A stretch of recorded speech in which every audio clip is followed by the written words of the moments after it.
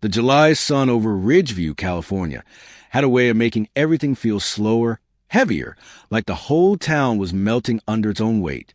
The air outside shimmered above the asphalt, but inside the old police department building on Maple Avenue, the heat had nowhere to go. The air conditioner in the corner wheezed and gave up hours ago.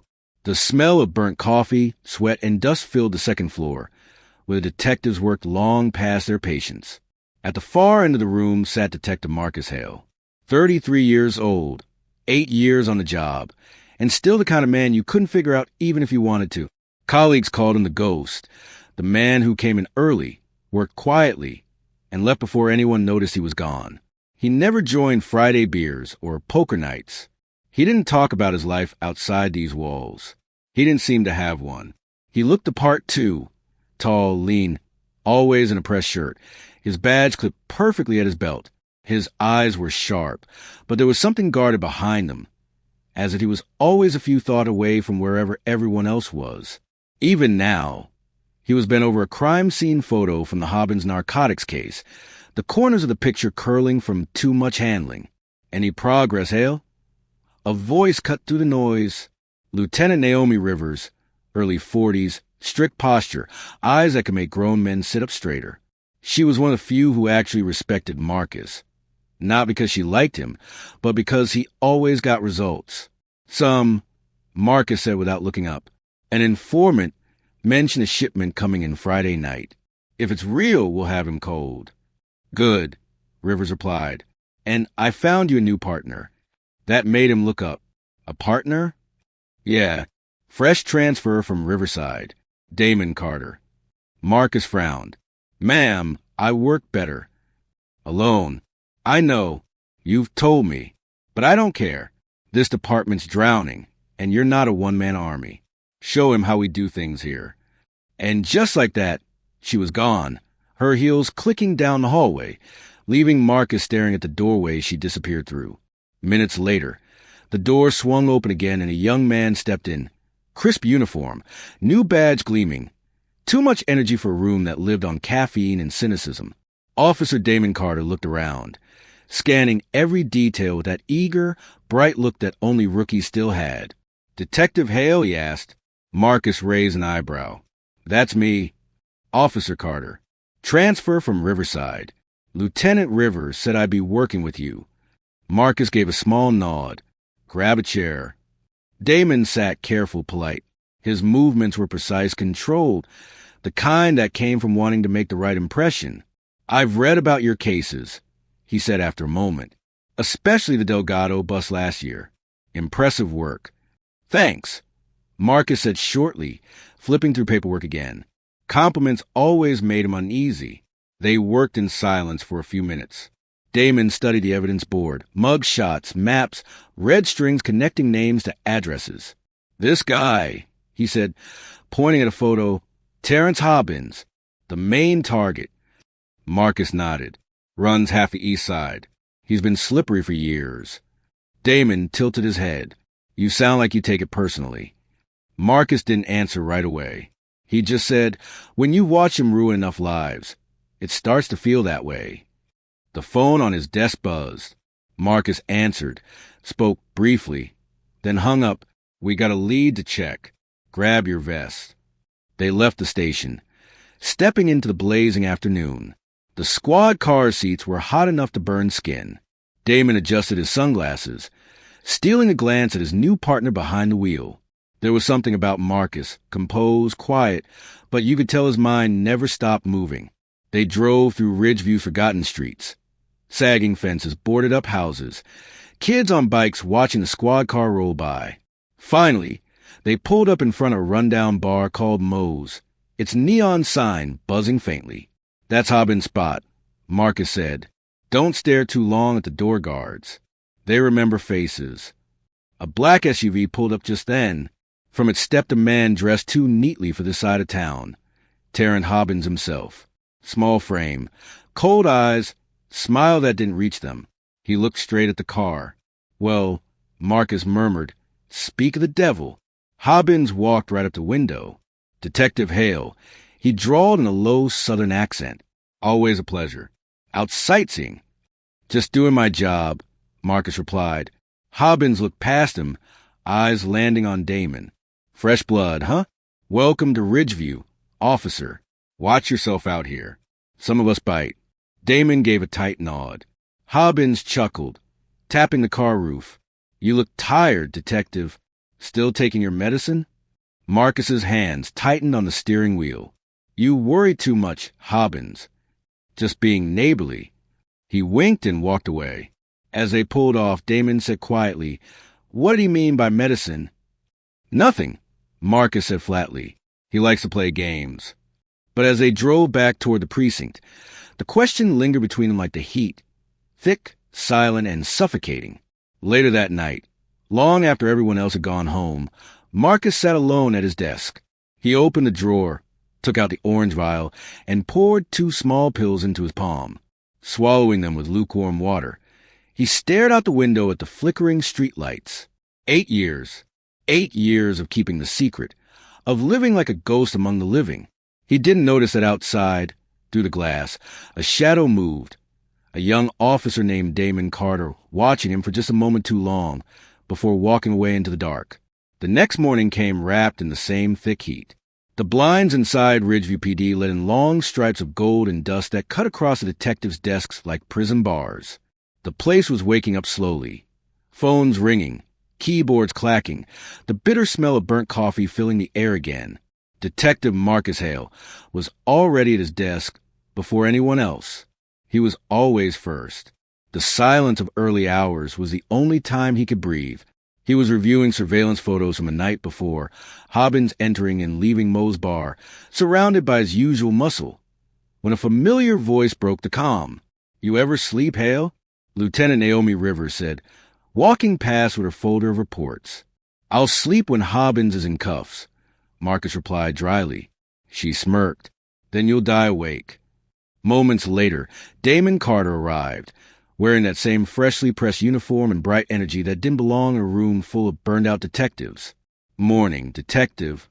Marcus glanced at him briefly. You're early. You said 8. It's 7:45. Close enough. Marcus closed his file and stood. Grab your notepad. We're doing another round in East Ridge. You're driving. Damon blinked, surprised. You trust me with your car already? No, Marcus said flatly, handed him the keys anyway. But I hate driving. The younger officer laughed under his breath, shaking his head as they headed out. They rolled down Ridgeview's cracked streets, passing boarded storefronts, stray dogs, and people who pretended not to notice the police cruiser crawling by. Marcus pointed out corners, bars, and alleyways, his voice calm, detached, like a teacher listing historical monuments. This block, Marcus said, nodding to a row of broken houses, is where Hobbins started. He used kids as runners. Some are still doing time because of him. You've been on this case a long time, Damon said. Too long. He's smart, careful. Never touches the product himself. Never keeps cash near him. And every time we get close, a witness disappears or changes her story. Intimidation, or worse. They parked near an auto shop where one of Hobbins' lieutenants was rumored to hang out. Marcus handed Damon a file. Just listen and watch. Don't talk unless I ask you to. Damon nodded, but curiosity glimmered in his eyes. Inside, the shop reeked of oil and cheap cigars. The foreman behind the counter froze when he saw Marcus. Detective Hale, I already told you I don't know no Hobbins. Good, Marcus said evenly. Then you won't mind me checking your back office again. The man sighed. You already did that last month. Then it'll be quicker this time. Damon watched as Marcus moved through the space with quiet authority. He didn't raise his voice or flash his badge like others would. He just was. The kind of presence that made people tell the truth even when they didn't want to. Damon found himself studying the older detective. How calm he stayed. How his eyes caught details others missed. On the drive back, Damon couldn't hold it in anymore. Lieutenant Rivers said you don't like partners. Why me? Marcus shrugged. Didn't have a choice. That's not what I meant. I mean, what made you change your mind? I didn't, Marcus said. But you're here, so make yourself useful. Damon smiled slightly. Fair enough. The older man looked out the window, watching the scenery blur by. Don't take it personally, Carter. In this job, distance keeps you alive. Distance or loneliness? Marcus turned to him then, eyes narrowing. You talk too much for a rookie. Sorry, detective. They rode in silence the rest of the way, but something about the exchange lingered, like a thread left hanging, waiting to be pulled. Back at the precinct, Detective Lionel Briggs appeared beside Marcus's desk, leaning on the partition with his usual smug grin. His shirt was wrinkled tie loose, and he smelled faintly of cheap cologne and bad decisions. So, Briggs said, glancing toward Damon, who was filling out a report nearby. That's the new kid, huh? Fresh from the academy, all shiny and righteous. Marcus ignored him, but Briggs kept talking. Nice-looking boy.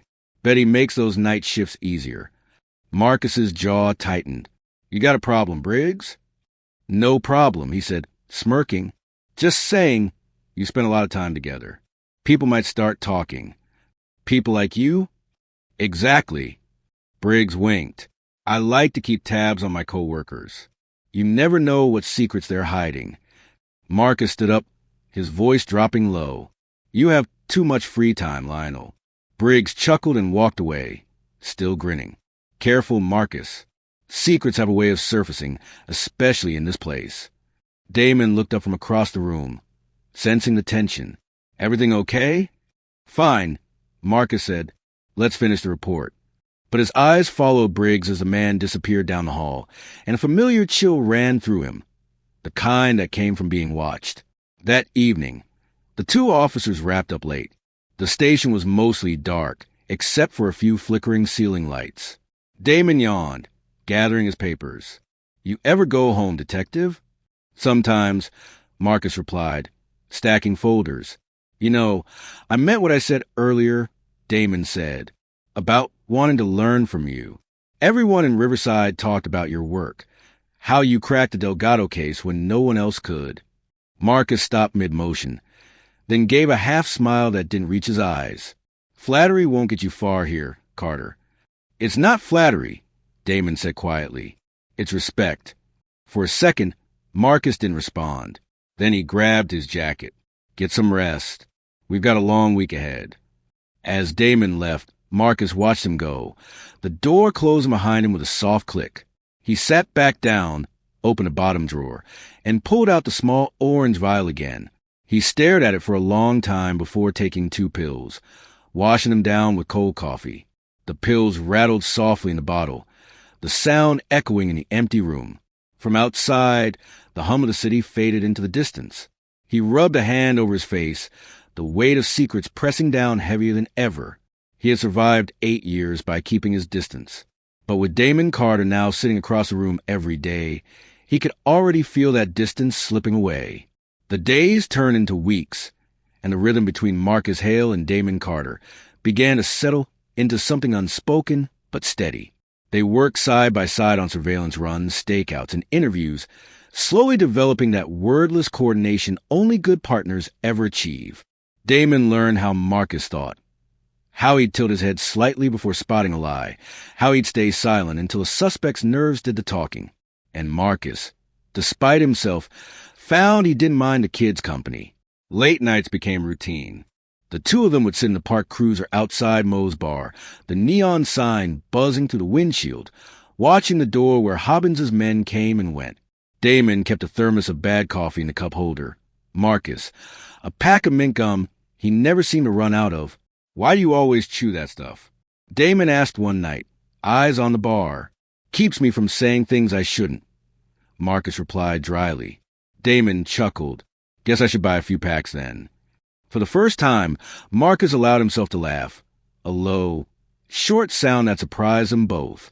Damon looked at him, really looked, and realized the man wasn't made of stone after all. Another week, another dead end. Hobbins stayed untouchable, their informants unreliable. On Friday, after a 12-hour shift, Naomi Rivers finally dismissed them. Go home, both of you. Try remembering what sleep is. Instead of going home, Damon found himself following Marcus to the parking lot. There's a diner down the street. You eat, right? Marcus looked at him, considering. I don't do small talk. Good, Damon said with a grin. I'm terrible at it. They ended up in a booth at Jack's Diner, the kind of place where the seats stick to your legs and the waitress calls everyone Han. The rain started while they ate, smearing the lights of the street into watercolor streaks across the window. Damon talked about growing up in Riverside, about his mother being a nurse, about joining the force to make her proud. Marcus listened quietly, offering just enough words to keep the conversation alive. When Damon finally asked, "What about you? Any family?" Marcus just said, "No one left to talk about," and that was the end of it. The way he said it, flat, final, told Damon not to push. But when they stepped outside into the rain, Marcus surprised him by offering a ride. The windshield wipers thumped a steady rhythm as they drove through the slick streets. Damon leaned back, staring at the blur of headlights. "You ever get tired of it?" "The job." "Every day," Marcus said. "But it's what I'm good at, and it's easier than being anything else." There was a softness in his tone Damon hadn't heard before. He wanted to ask more, to bridge the distance between them. But the look on Marcus's face stopped him. So he just said quietly, "For what it's worth, I'm glad I'm partnered with you." Marcus didn't respond, but for a moment his expression shifted. Something almost like gratitude flickered there before he turned back to the road.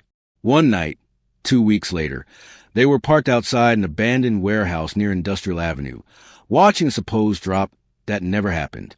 The hours crawled by. The heater rattled. Damon's head began to nod. "Hey," Marcus said softly. "Don't fall asleep on me." "Sorry." Damon sat up, rubbing his eyes. "You ever think maybe we're chasing ghosts?" Marcus looked at him. "That's what I do best." The rain started again, tapping against the windshield. Damon turned toward him, studying his profile. The sharp jawline, the tired eyes, the faint scar near his temple. He didn't know why, but he wanted to know everything about this man. The reasons for the sadness behind his calm. "You ever been married?" he asked. Marcus's fingers tightened on the steering wheel. "No." "Girlfriend?" "No." "Boyfriend?" Marcus turned his head, meeting his eyes. The silence that followed was heavy but not hostile, just real. "Go home, Carter," Marcus said finally. "I'll finish up here." But Damon didn't move. "I'm not your rookie anymore, Marcus. You don't have to keep pretending I'm just another cop." Marcus exhaled slowly, the words catching in his throat. "And what do you think I am, then?" Damon didn't answer with words. He leaned forward just slightly, enough for Marcus to feel the warmth between them. It wasn't reckless. It was hesitant, quiet, like something neither of the men had happened but both needed. When Marcus didn't pull away, the silence broke in a different way. It didn't happen all at once. The next few weeks blurred together. The case, the stakeouts, the motel on the edge of town where they met after shifts. A secret life forming in the cracks of the old one. Behind the badge, behind the silence, Marcus found something he hadn't felt in years. Warmth. Damon's laugh started showing up in his head, even when he was alone. And Damon, who once saw Marcus as just a mentor, began to see him as something deeper, someone who carried a sadness he wanted to heal. They were careful. No texts, no calls after hours, no glances that lasted too long in the station. Still, the connection between them grew too strong to hide completely. One evening, Marcus woke before dawn in that cheap motel room, sunlight leaking through the blinds. Damon was asleep beside him, one arm over his chest. On the nightstand sat that same orange vial of pills, label faded, half empty. Marcus reached for it slowly, then stopped, his hand hovering above the bottle. The sound of Damon's quiet breathing filled the room. For the first time in years, Marcus felt something close to peace. But as he looked at the pills, he also felt fear, the kind that lives deep in the bones of a man who knows everything good in his life is borrowed time. Outside, a siren wailed somewhere in the distance. Damon stirred but didn't wake. Marcus leaned back, eyes fixed on the ceiling, whispering to no one, "Don't let this destroy us." He knew even then, it already had a crack forming, one that love alone couldn't seal. The day it all began to unravel didn't look any different from the rest. Ridgeview was boiling again, the air thick with July heat and the smell of exhaust. Damon Carter had been restless since morning, his nerves frayed from sleepless nights and long shifts. The Hobbins case was finally coming together. They had a date, a location, and the beginnings of a warrant, but none of that could drown out the unease crawling under his skin.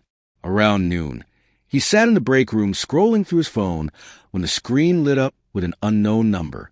He almost ignored it, thinking it was a telemarketer, until he caught the name that flashed below the number. Ridgeview Police Medical Division. "Officer Carter?" A calm male voice said when he answered. "This is Dr. Alan Morris. We need you to come in today, if possible. There's something concerning about your physical exam from last week." Damon frowned. "Concerning how? I thought everything was fine." "I'd rather discuss it in person," the doctor said. "Are you available this evening?" The call ended before Damon could ask more. A cold, hollow feeling began to spread through him. He spent the rest of the afternoon trying to focus, but his mind kept drifting. Every sound in the office felt amplified. The clatter of keyboards, the buzz of the lights, the hum of voices.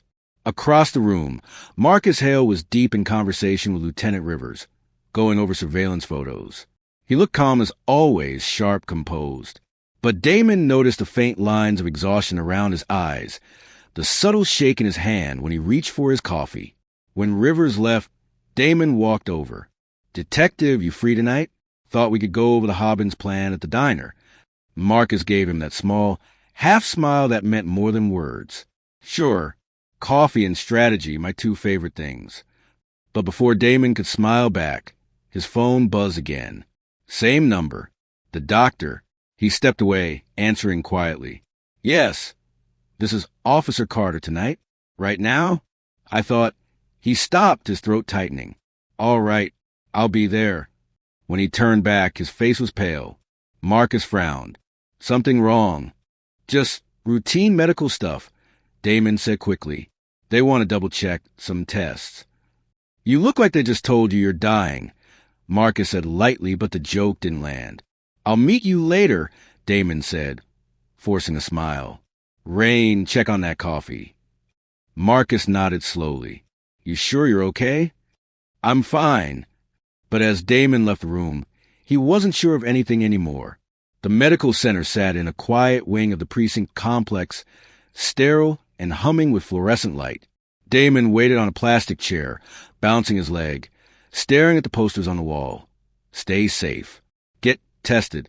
Know your status." When Dr. Morris called his name, he stood so fast the chair squeaked against the floor. Inside, the office smelled of antiseptic and paper. The doctor closed the door gently behind him. "Thank you for coming so quickly, Officer Carter. Please, sit down." Damon sat, palms damp. "What's going on?" Dr. Morris hesitated, taking off his glasses. "I've reviewed your blood work several times to be sure. One of your panels showed positive for HIV antibodies." The words didn't make sense at first. They bounced around the room like loose echoes, meaningless and cruel. There's no way," Damon whispered. "That has to be wrong. I've never—" "I understand this is difficult," the doctor said softly. "We'll run a confirmatory test tonight, but it's very rare for a false positive. I'm sorry." Damon stared at the floor. His ears were ringing, his mouth dry. Every thought, every sound collapsed into static. He swallowed hard. "Am I sick?" "Not necessarily. Modern treatment is very effective," Dr. Morris assured him. "If confirmed, we'll start you on antiretroviral therapy immediately. You can live a full life, Officer Carter." But Damon barely heard him. The words antiretroviral therapy triggered a memory, a flash, the orange vial he'd seen on Marcus's nightstand. The pills Marcus took every morning and every night. He remembered asking once, teasingly, "What are those vitamins?" Marcus's calm reply, something like that. Damon's hand started shaking. "You said HIV antibodies," he murmured, voice cracking. "That means I was infected recently, right?" Dr. Morris nodded gently. "Usually within the last year." The world tilted. Damon's heartbeat thundered in his ears. "Jesus Christ," he whispered. He saw Marcus's face again, his careful smile, the way he'd always avoided talking about his past, the quiet fear behind his calm eyes. Suddenly, everything aligned. The secrecy, the distance, the pills. "Do you need someone to talk to?" Dr. Morris asked carefully. Damon stood abruptly. "No, I need to go. Officer Carter, please." "I'll come back for the retest tomorrow," he said, already halfway to the door. "I just need some air." He stumbled into the night, the parking lot spinning under the harsh lights. The heat hadn't broken, but he felt cold to his core. He leaned against his car, gripping the roof as if to stay upright. It can't be true, but he knew it was. Deep down, he'd known the moment the doctor said the word antibodies. He climbed into the driver's seat, sat there for a long time staring at the steering wheel. The orange vial haunted his mind like a flashing warning light. Vitamins. That was what Marcus had called them. And now, a whisper inside him, half disbelief, half rage, kept repeating the same thought. He knew, by the time Damon started the engine, the tremor in his hands had turned into something darker.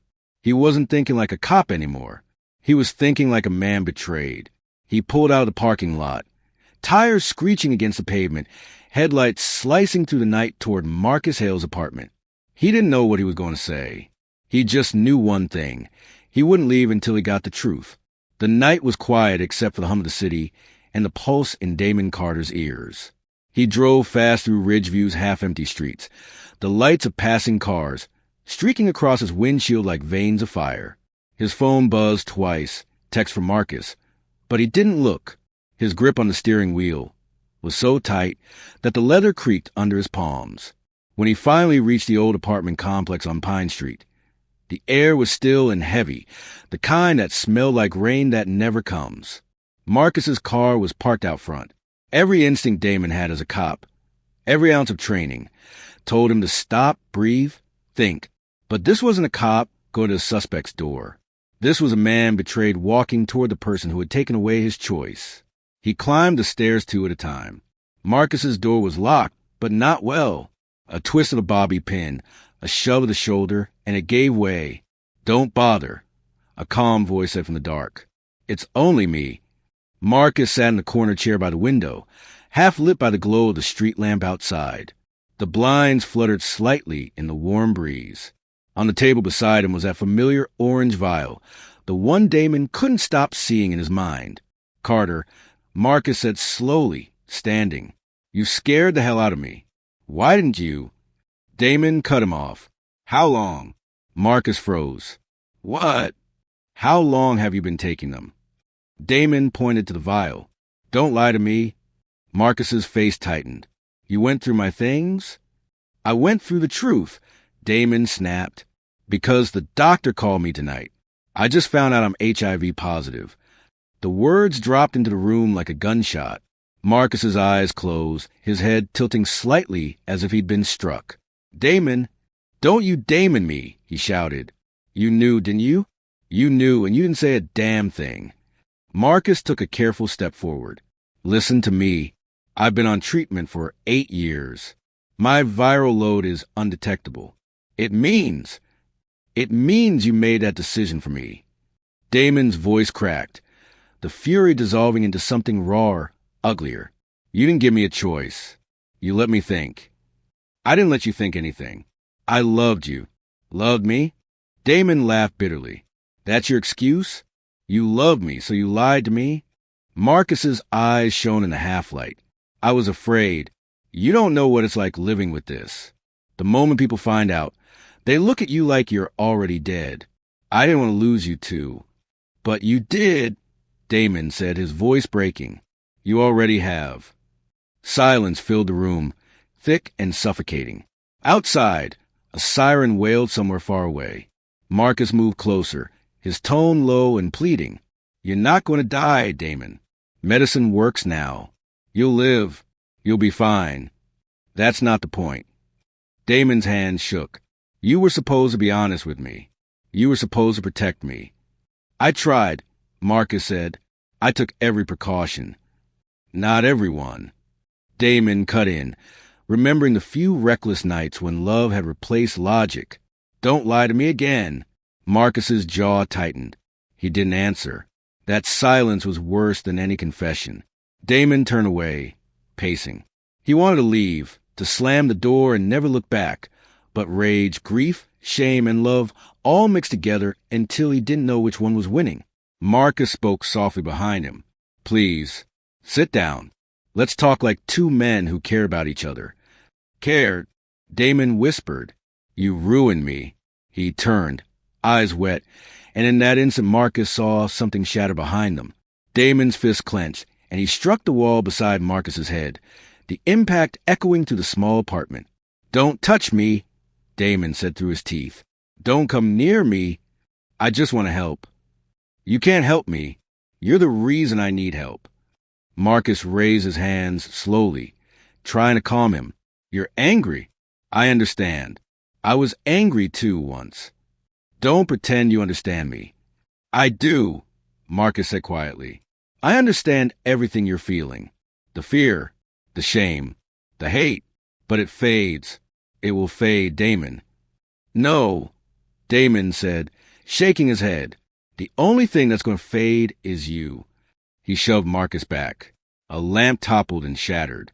Marcus stumbled, steadying himself on the edge of the table. "Stop," he said softly. "This isn't you." But Damon wasn't listening anymore. Months of pressure burst out all at once. Anger at himself, at fate, at the man he loved. He grabbed the first thing his hand touched, a heavy glass ashtray from the coffee table. "Damon!" Marcus's voice was the last thing he heard before the ashtray came down. The impact was sickening, a dull crack that seemed to freeze time. Marcus collapsed backward, the side of his head catching the corner of the table before hitting the floor. The sound that followed, the thud of a body meeting wood, then silence, was deafening. Damon stood there, the ashtray trembling in his hands, his chest heaving. For a moment he waited for Marcus to move, to groan, to open his eyes. But he didn't. "Marcus." His voice was small, desperate. He dropped to his knees, shaking the older man's shoulder. "Marcus, wake up." No response. Just blood. A dark pool slowly spreading across the wood floor, reaching the leg of the chair like a shadow stretching home. The glass ashtray slipped from Damon's fingers and rolled away, leaving a smear of red.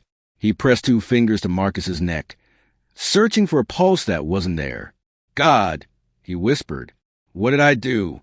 He sat there for a long time, the only sound the slow tick of the clock and his own ragged breathing. The fury was gone now, replaced by a hollow terror. He wanted to call someone, Rivers, the paramedics, anyone, but his hands wouldn't move.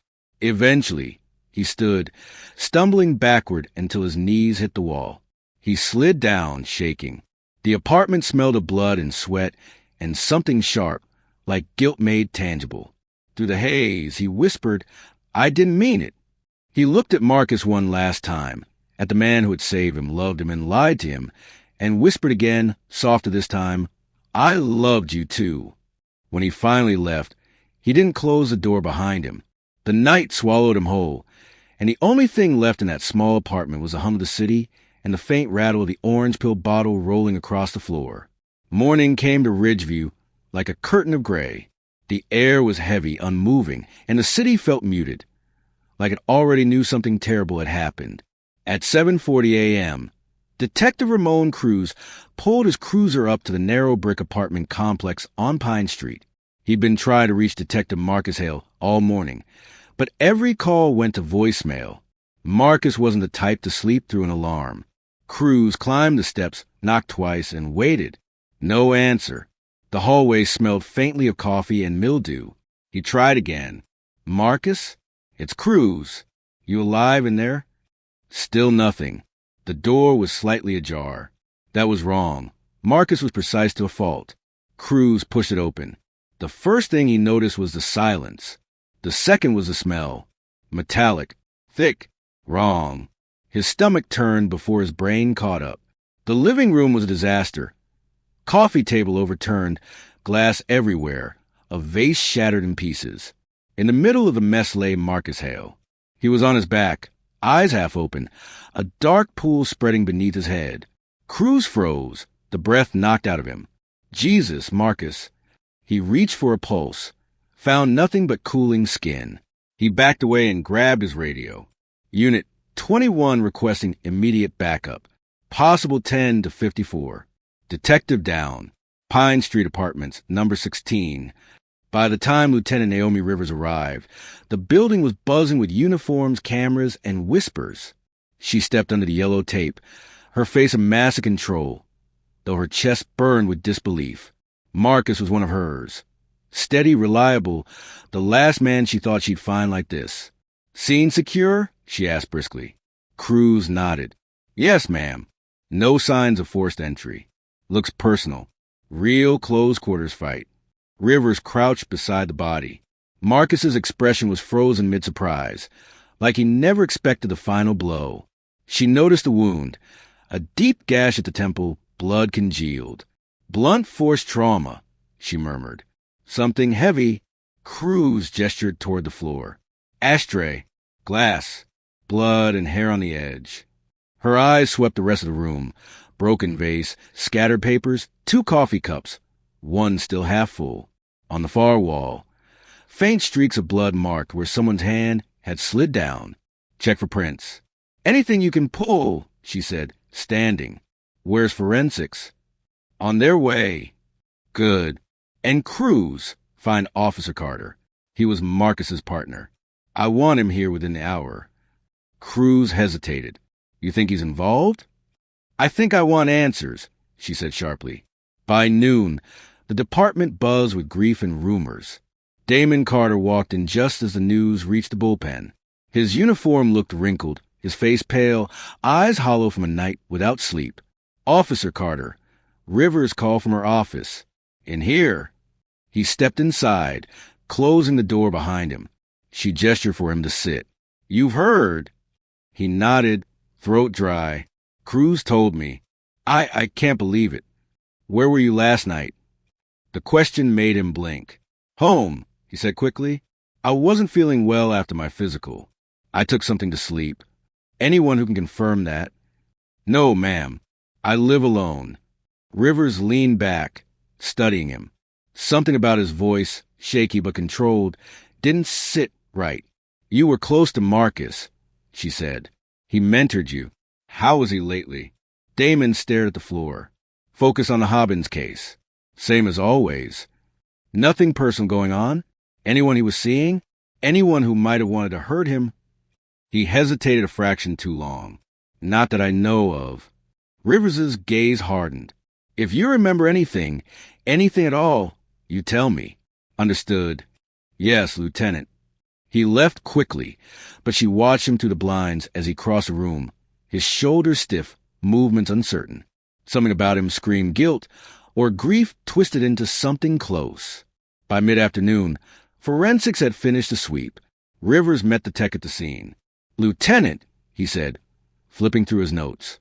We've got partial prints on the ashtray. 2 distinct sets. One's definitely the victim's. The other's not in the database yet. Also found fibers from a dark navy uniform on the rug. Not the same brand as the victim's clothes. Carter's uniform. Rivers said under her breath. There's more, the tech added. Blood spatter pattern suggests a struggle. The killer was standing close. Maybe an argument turned violent. Rivers exhaled slowly. This wasn't a break-in. He knew his killer. She went back to her office, the weight in her stomach growing heavier, pulling Marcus's phone from the evidence log. She scrolled through recent calls. The last outgoing one had been to her. 10:47 p.m., the night before. He'd been reporting progress on the Hobbins case. The next incoming call came from Detective Lionel Briggs. And then nothing. Briggs. The department's walking scandal. Slick talk, greasy grin, and too many favors owed to the wrong people. Rivers called him in. He arrived all charm and sweat. Terrible about Marcus, he said, shaking his head. Guy was a loner, but one hell of a detective. You called him last night. Rivers said, Why? Work stuff, he said too quickly. Thought I could get some intel on his case. She leaned forward. You weren't on his case, Briggs. He smiled weakly. Just curiosity. Cut the crap. You were blackmailing him, weren't you? The grin vanished. That's a big accusation, Lieutenant. I've got reason to believe you were feeding information to Hobbins and keeping tabs on Marcus for leverage. If you don't start talking, I'll make sure Internal Affairs digs up every dirty cent you've ever touched. Briggs's composure cracked. He slumped. Fine. I called him. I was trying to make a deal. But when he picked up, he sounded off. Said he had something to tell me tomorrow. Then hung up. That's all I know. Rivers narrowed her eyes. If I find out you're lying... I'm not, he insisted. You think I'd kill the guy who had dirt on me? No way. She dismissed him, but the puzzle pieces were shifting fast. Marcus, secretive and alone. Carter, lying about his whereabouts. Briggs, cornered by corruption. And somewhere in the middle, a secret none of them had seen coming. As she stood by the window overlooking the precinct parking lot, Rivers whispered to herself, this wasn't just about Hobbins. This was personal. The city outside buzzed on, indifferent, but inside Ridgeview PD, something rotten was starting to surface, and Naomi Rivers wasn't about to stop digging. The interrogation room at Ridgeview Police Department was small, square, and built for breaking people down. The gray walls absorbed every sound. The single light above the table cast harsh shadows on the faces below it. Lieutenant Naomi Rivers sat across from Officer Damon Carter, who looked nothing like the bright young man who'd transferred in a month ago. His eyes were bloodshot, his hands trembling against a metal tabletop. Naomi had seen guilt before, different shapes, same scent. This one was fresh. You lied to me, Officer Carter, she said evenly. You told me you were home all night, but we found fibers from your uniform at Detective Hale's apartment, and a partial shoe print in his blood. Same size, same make as your boots. Damon's jaw clenched, but he said nothing. Naomi slid a photo across the table. Marcus Hale's apartment. Broken glass, overturned furniture, blood pooling on the floor. You want to explain this? He stared at the photo for a long time. When he finally spoke, his voice was barely a whisper. I mean for it to happen. Naomi leaned forward. Then tell me what did happen. Damon exhaled shakily. He lied to me about everything, about who he was. What do you mean? Damon's voice cracked. He was HIV positive. He never told me. I found out last night, after my physical. The doctor said my test came back positive too. Naomi froze, her expression softening for just a moment, and you confronted him. He nodded. I went to his apartment. I just wanted him to tell me the truth. But he kept saying it wasn't dangerous, that he was on medication. He said it like that made it okay. His hands clenched tighter. I wasn't angry at first. I was scared. But then I saw that pill bottle on his table, and something in me snapped. You fought, Naomi said quietly. Yeah, Damon said, his eyes unfocused as if replaying it. I pushed him. He pushed back. Things broke. I yelled. He kept saying he loved me. I grabbed the ashtray. I don't even remember picking it up. I just remember the sound. And then he trailed off. Naomi waited, her pen still, and then he was on the floor, not moving. There was so much blood. His voice cracked completely now. I tried to wake him. I swear I did, but he was gone. For a moment, neither of them spoke. Only the faint hum of the ceiling light filled the room. Naomi finally said, You could have called for help. I know, he whispered, but I couldn't think. I panicked. I just kept hearing his voice in my head. I loved you, Damon. I ran. Naomi's tone stayed calm, but her eyes carried weight. You understand how serious this is. You killed a detective. One of your own. Tears gathered at the corners of his eyes. I didn't want to. He took my choice away. He made me feel like my life was over. It's not over, Naomi said quietly, but you can't take back what you did. He nodded slowly. I know. She let the silence stretch before standing up. Officer Damon Carter, you're under arrest for the murder of Detective Marcus Hale. He didn't resist when the two uniforms came in to cuff him. As they let him out, his voice broke one last time. Tell them I'm sorry. Tell them I'm sorry. Naomi didn't answer. The courtroom weeks later was cool, sterile, and almost empty. The case moved quickly. Too sensational to hide. Too personal for anyone to ignore. The media painted it as a forbidden affair turned deadly. But for Naomi, it was simpler and sadder than that. A story of two men destroyed by fear and silence. Damon sat at the defendant's table in a gray suit, looking smaller than his 23 years. His lawyer argued diminished capacity, an emotional breakdown triggered by betrayal and shock. The prosecution called it what it was, a violent confrontation ending in death. When Damon took the stand, the room held its breath. His confession matched everything Naomi had already heard. His voice didn't shake this time. It was hollow. "I loved him," he said. "But love isn't supposed to hurt like that. I wish I could take it back. I'd trade my life for his if I could." Marcus's name echoed through the courtroom like a ghost that refused to leave. When the verdict came, it was almost merciful. Manslaughter. 10 years, with eligibility for parole after 7. The judge cited his youth, emotional trauma, and lack of intent to kill.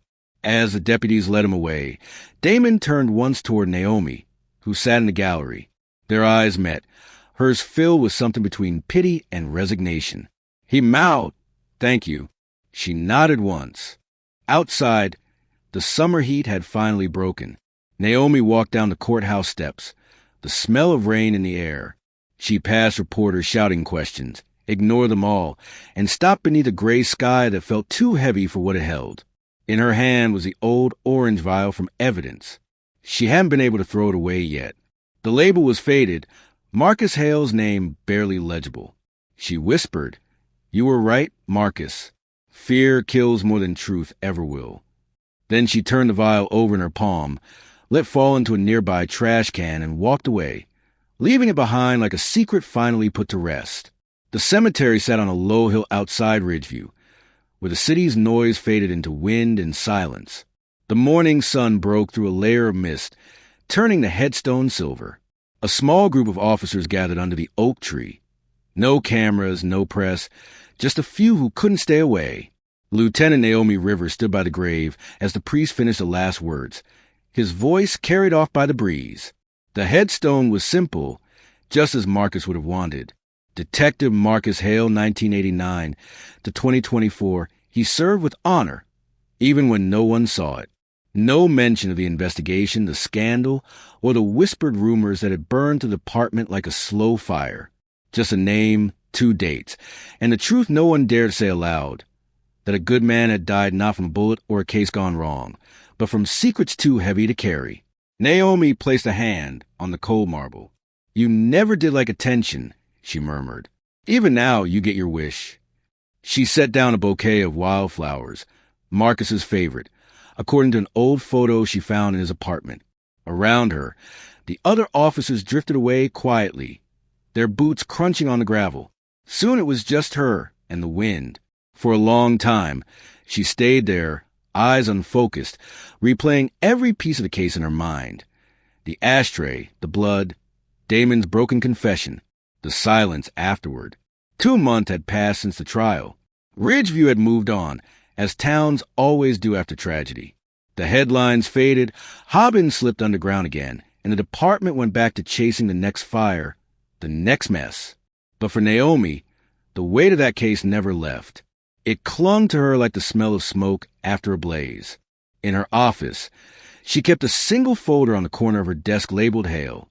Closed. She told herself she'd archive it, but every time her hand reached for it, she stopped. That morning, she opened it again. Inside were the photos, reports, the evidence list, and 1 letter. It had been sent from Ridgeview County Correctional Facility, written in the careful, slanted handwriting of Damon Carter. She read it again, though she already knew it by heart. "Lieutenant Rivers, I don't expect forgiveness. Not from you, not from anyone. But I wanted you to know that I've been getting treatment. The doctors here started me on art, and they say my viral load is already dropping. I keep thinking about Marcus, about how calm he was, even when I was screaming at him.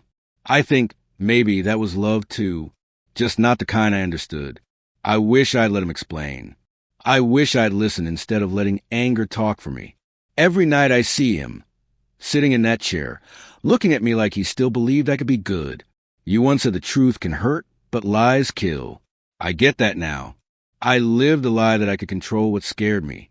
It killed him. Tell his family I'm sorry. If they won't hear it, I understand. Damon. Naomi folded the letter back, pressing her thumb over the signature. She had spoken with the warden after sentencing. Damon was adjusting, quiet, cooperative, spending most of his time in the prison library.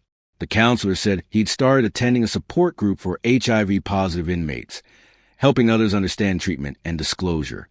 He's calmer, the counselor had said. Sometimes the ones who break hardest rebuild stronger. Naomi wasn't sure she believed in redemption, not fully, but she believed in truth, and Damon was finally learning to live with his. That afternoon, Naomi met with the Internal Affairs Board to close out the final threads of the case. Lionel Briggs, the corrupt detective who blackmailed Marcus, had pled guilty to obstruction and bribery. He was serving 5 years in federal custody. Terrence Hobbins, ever the Phantom, had relocated his operations to another county. The sting Marcus and Damon had built still helped dismantle part of his network, something Naomi made sure was included in Marcus's final commendation. He may have died in disgrace to the media, she told the review board, but he died doing his job. He deserves that acknowledgement. They agreed. A plaque would hang in the Ridgeview precinct lobby. Detective Marcus Hale, in service and in silence. That night, Naomi drove home past the quiet streets they used to patrol together. She rolled down the window, letting the evening air brush against her face. It carried the smell of rain and asphalt, the scent of Ridgeview's unchanging heart. At a red light, she found herself thinking about the two men again. Marcus, the ghost who'd hidden behind professionalism to protect himself. Damon, the rookie who mistook fear for betrayal. Two people who loved each other the only way they knew how, secretly, imperfectly, and far too late. If truth had been allowed to breathe between them, maybe none of it would have happened. A week later, Naomi returned to the cemetery. She didn't plan it. Her car just seemed to take the turn on its own. The afternoon sun was softer this time, the grass greener. She carried no flowers, only the letter. She knelt by Marcus's grave, pressing the folded paper against the stone. He wrote to you, she said softly. Said he's getting better. Said he's sorry. The wind shifted, carrying the faintest whisper of leaves across the ground. Naomi smiled, faintly. I think you forgive him. You forgave everyone, didn't you? She set the letter beneath the flowers and stood, brushing dirt from her hands. Before leaving, she looked out across the field of graves, rows of names belonging to people who'd loved, lied, and lost in their own ways. Rest easy, Marcus, she said. We'll try to do better. As she walked back to her car, her phone buzzed. A message from the captain. Another case, another tragedy waiting to be untangled. She started the engine, watching the reflection of the cemetery shrink in the rear-view mirror until it was just a blur of light and stone. But she didn't drive away immediately. Instead, she reached into her pocket and pulled out a small item she'd kept since the trial. Marcus's badge. The brass was scratched, worn, and cold against her palm. She whispered, "You're still my best detective." Then she placed on the passenger seat beside her and drove off toward downtown, where the sirens were already beginning to rise again. That night, the city lights shimmered against low clouds and the rain finally fell. In the quiet between thunderclaps, Ridgeview felt momentarily clean again, like the lies had washed away, if only for a little while. Inside a cell miles away, Damon Carter sat by the window, rainwater tracing lines down the glass. In front of him lay a Bible, open but unread, and a photograph Naomi had sent, the one of Marcus smiling awkwardly at the precinct barbecue. Damon touched the photo's edge with 2 fingers and whispered, "I'll carry your truth now." Outside, the rain kept falling, steady and endless, until it sounded like forgiveness.